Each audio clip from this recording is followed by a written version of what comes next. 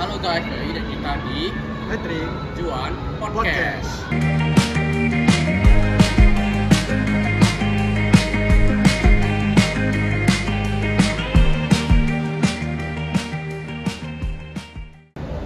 Ju, lu tahu nggak masalah yang lagi tren sekarang ini? Oh, yang lagi rame di itu ya? Stunting itu kan yang lagi rame Ya di bener Indonesia. banget, stunting. Kebetulan nih di sini ada temen gua, dia volunteer di banyak daerah gitu.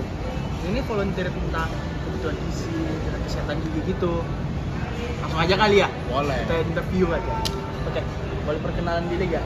Boleh. Oke. Jadi pertama-tama terima kasih atas kesempatan yang diberikan. Nama saya Cang.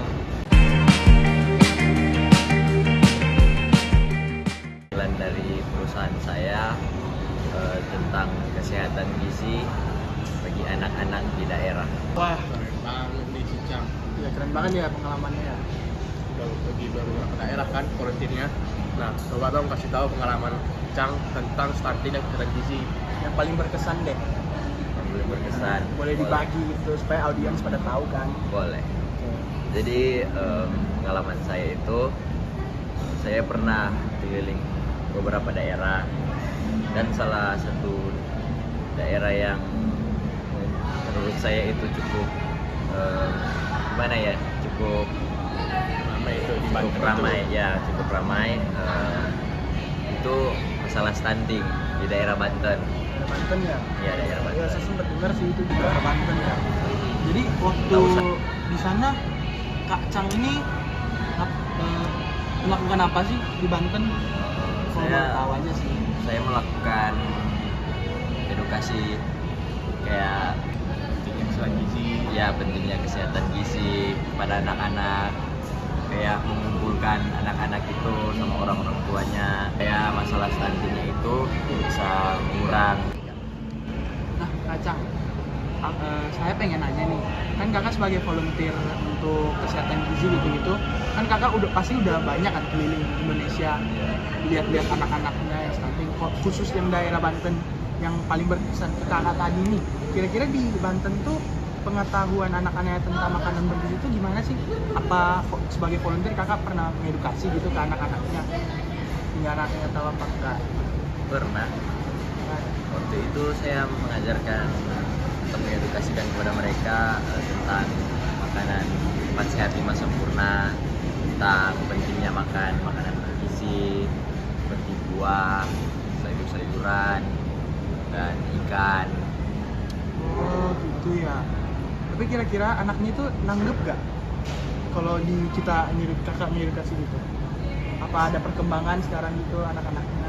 Kalau menurut saya sih, kalau anak-anak itu mengedukasikan ke anak-anak itu kan nggak Efektif ya? efektif.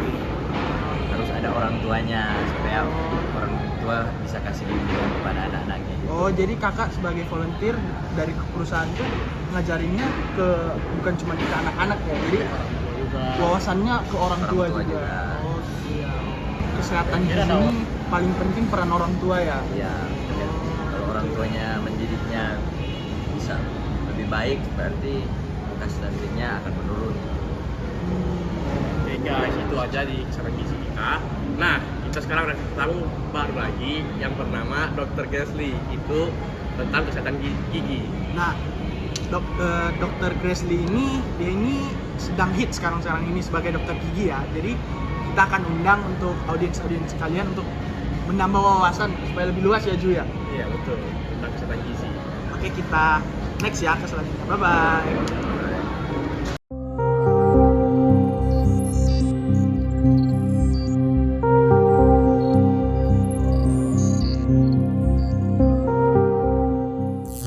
Halo Kakak Gresley.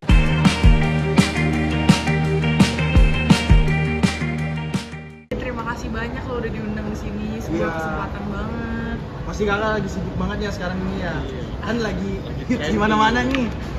Kira-kira gimana Kak kabarnya dulu deh? Aduh, kebetulan lagi sibuk banget sebetulnya, cuman sibuknya dalam konotasi positif nih. Jadi ya masih bisa lah.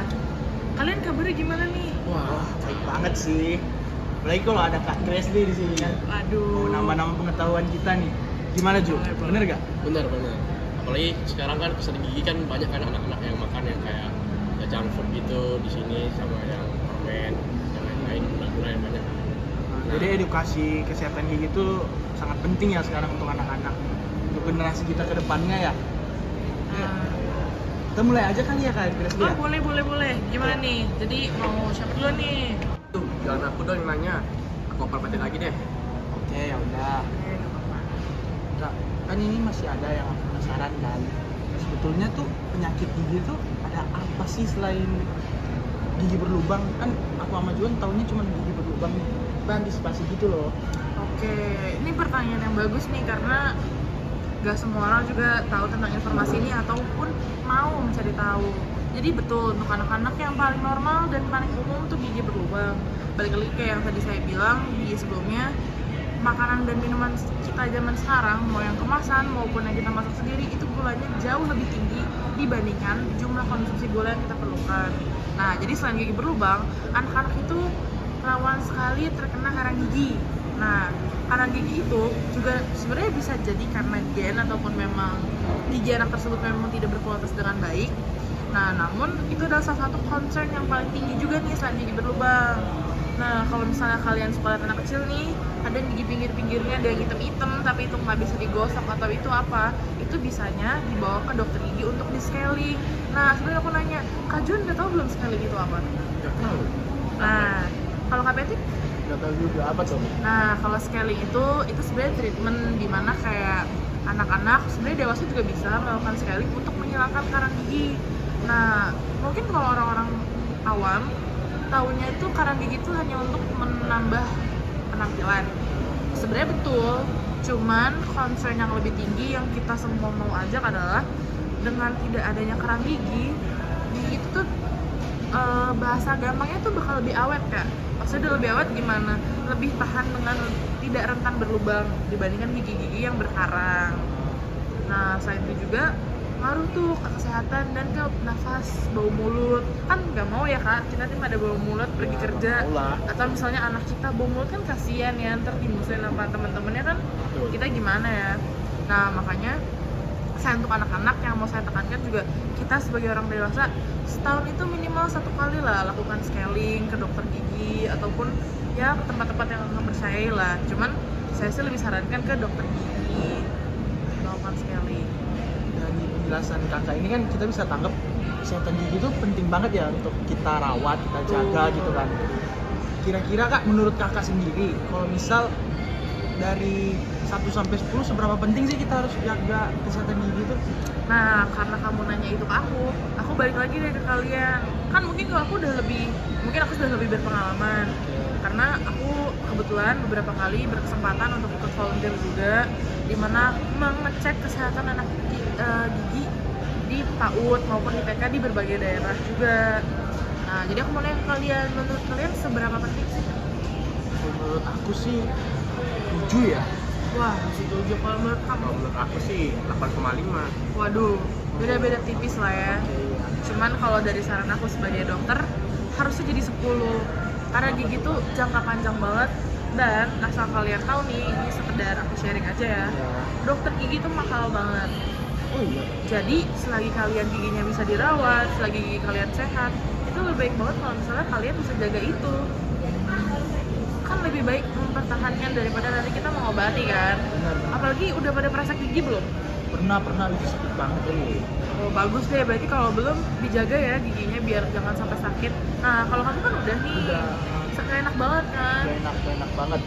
Apalagi pasti obatnya mahal. Iya, mahal banget. Nah, maka dari itu jagalah kesehatan gigi selagi belum rusak. Karena yang namanya nambal gigi, kemudian nanti juga belum berkarang, itu tuh bakal mahal banget. Sementara kalau mau dibandingkan dengan biaya perawatannya itu jauh lebih murah daripada biaya untuk mengobati gigi-gigi yang sudah rusak. Nah, selain mahal, bikin appointment-nya itu susah banget loh. Itu emang udah, kalian juga kayaknya pasti tahu ya kalau misalnya bikin appointment sama dokter gigi itu susah banget. Nah, makanya jagalah kesehatan gigi kalian karena tubuh kalian juga kan bergantung pada gigi. Kalian kan makan menggunakan gigi mengunyah. Makanya penting banget untuk sikat gigi pagi setelah sarapan dan malam sebelum kita tidur. Gitu sih. Wah, dari penjelasan kakak nih kita bisa tahu ya kayak kebersihan gigi dan kesehatan gigi itu penting banget sih. Nah, kira-kira ada pesan nggak sih untuk penonton sekalian ini? Nah, kebetulan banget mumpung aku ada di sini dan aku bisa reach bigger audience. Aku tuh mau banget melestarikan dan ngasih tau kalian semua project aku dan kebetulan tim-tim dari lembaga aku untuk melestarikan SDG nomor 3. Kalian sebelumnya tahu nggak sih SDG itu apa? Tahu Kak. Nah, SDG itu adalah salah satu program dunia, itu ada 17. Cuman yang mau kita angkat itu yang nomor 3. Nah, yang ketiga itu good health and well-being. Sebetulnya mencakup keseluruhan, good health dan well-beingnya mencakup keseluruhan juga. Cuman kalau khusus bagian aku, divisi aku, itu kita mau mengangkat tentang kesehatan gigi anak-anak khususnya. Karena kita kan percayanya segala kesehatan tuh lebih baik mindsetnya itu ditanam sedini mungkin. Nah, makanya aku juga ingin biar kalian semua audiens yang di rumah bisa mendapatkan informasi dan terus research, apalagi kalau misalnya kalian orang tua yang nonton ini, bisa juga dengan memberikan anak edukasi tentang gigi dengan baik, mengajarkan sesimpel mengajarkan sikat gigi untuk rutin, dan jangan juga untuk mencontohkan kepada anak-anak sekalian. Gitu aja sih Kak. Oke deh. Terima kasih banyak ya Kak Grace ya. Oh, iya. Udah bisa datang ke sini. Oke, makasih banyak. Oke. Oke guys, Guys, sekian podcast kita hari ini. Ya. Bye-bye. Bye.